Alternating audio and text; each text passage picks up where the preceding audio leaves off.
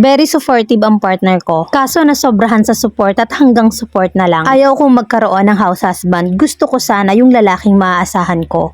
May ka-live-in ako for 14 years with 2 kids. Sa ngayon medyo rocky ang relationship namin. Nakakaramdam ako ng pagsuko at pagkasawa at pagod. Hindi siya good provider bilang isang lalaki. On and off ang trabaho, mahina ang loob. 1 month to 6 months lang ang work at mas matagal pa ang tambay. Pero maasahan siya sa bahay. Siya rin na nag-aasikaso sa mga bata. Mabait din siya, wala akong masasabi doon. Kaso nasobrahan siya sa pagiging mabait at hindi kayang ipaglaban ng sarili niya. Napapaisip tuloy ako if kami ba kaya niyang protektahan. Nauurat na kasi ako na laging ganito na lang. Kinakatakot ko lumalaki na yung mga anak namin at mas lumalaki ang gastos. Kung ganito pa rin siya sa edad na 35, ano na lang ang mangyayari sa amin? Kung sasabihin niyo na mag-business, we tried. Pero gusto niya magbantay lang. Ayaw niya ring mag-market at 6 months lang ang tinagal at nalugi ako doon. Pero sa gawaing bahay, laba, luto, hatid sundo sa mga bata, hindi siya napalya dyan. Pero puro ako. Supportive din siya kaso nasobrahan sa support at hanggang support na lang. Ayaw kong magkaroon ng house husband. Gusto ko sana yung lalaking maaasahan ko, masasandalan ko at yung puprotekta sa amin. Kaso wala kasi akong nararamdamang assurance sa kanya. Hanggang ngayon nga hindi niya pa ako pinakakasalan kasi wala pa daw pera. One time inopen naman niya yun sa akin, pero ako ang gagastos. Feeling ko talaga ako yung lalaki sa amin eh. At yun ang ayokong maramdaman sana. Yung ako lagi yung nagdidesisyon. Pag wala siyang nagawa or merong siyang nagawang problema, ako na lang yung sasalo para matapos na lang. Masarap ang buhay niya dahil hindi siya namumroblema sa bilis at sa bahay. Dahil pinilit kong magkaroon ng talagang sanlang tira. Hindi ko na alam yung gagawin ko. Mula December ay hindi ko na siya pinapansin. Kasi iniisip ko kung makikipag-ayos ako baka maulit na naman yung cycle namin. At yun yung kinapapagod ko. Kapag naman pinanindigan ko to at magkahiwalay kami, paano naman ang mga bata? Sila naman yung iniisip ko. Gusto ko lang humingi ng advice sa sitwasyon ko ngayon. Ano ba yung gagawin ko, Mami Len? Kung maaasahan ko naman sa gawaing bahay, pagtsatsagaan ko na lang ba? Ako na lang ba ang kakayod? 14 years na, diba? Ang tagal. Akala ko kasi talaga magbabago. Please help. Letter sender,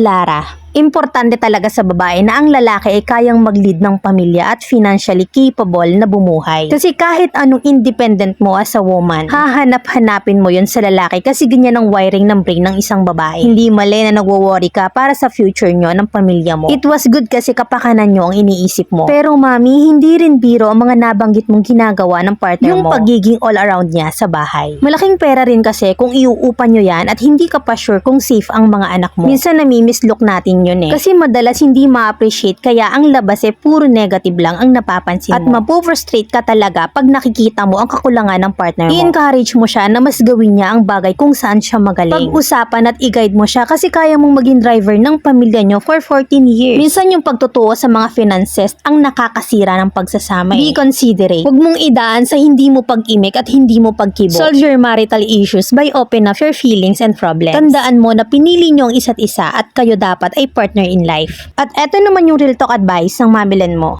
Nasobrahan ka mo sa pagiging mabait ang asawa mo. Ano bang klase yung gusto mo? Yung sangganot sanggago, yung nachi-challenge ka. As long as hindi naman siya pabigat sa'yo kasi both of you are doing your part. Dun ka na lang mag-focus. Anong business ba ang tinayo mo? At need pang i-market kasi sabi mo ang gusto niya yung magbantay lang. So pwede naman siguro magpatayo kayo ng sari-sari store na hindi naman need ipagsigawan sa customer. All this time kasi 14 years na ganyan ang setup nyo at ngayon ay nakakaramdam ka na ng pagod. I-encourage mo siya kung papaano ang mga bata kasi napapagod ka na. Biruin mo since December hindi mo siya iniimikan, mag-a-Abril na ngayon, ante, kamusta ka na? Paano niya malalaman na hindi pala okay sa'yo kung hindi mo sinasabi? Tapos nagpaplano kang magpakasal. Papakasal ka sa taong nag-aalangan ka. Ayaw mo ng house husband pero ayaw mo ring humiwalay kasi ang bata ang iniisip mo. Pero siguro kung siya yung may work at stable yung income, at dahil lalaki siya, hindi yan magiging issue. Minsan nakakapagtaka bakit kapag ang babae ang breadwinner, nagiging matuos, big deal yung siya ang gumagastos sa bahay. Bakit pa kayo pinag-isa bilang magpartner? Di sana nagkanya-kanya na lang kayo. Ang house husband mo ang typical na tinatawag na disuse. Mahina ang loob. Ilista mo na lang tong sasabihin ko. Katas ng dinurog na alugbati, buto ng binabaing kasoy, bigote ng lapastangang hito, at ang pinaghugasan ng petchay mo. Pakuluan mo hanggang mawala ang tubig at tanging malapot na katas na lamang ang matira at presto, ihalo mo sa kanyang inumin. At pag wala pa ring epekto wala na akong maipapayo. Idaya tabs mo na lang ang partner mo.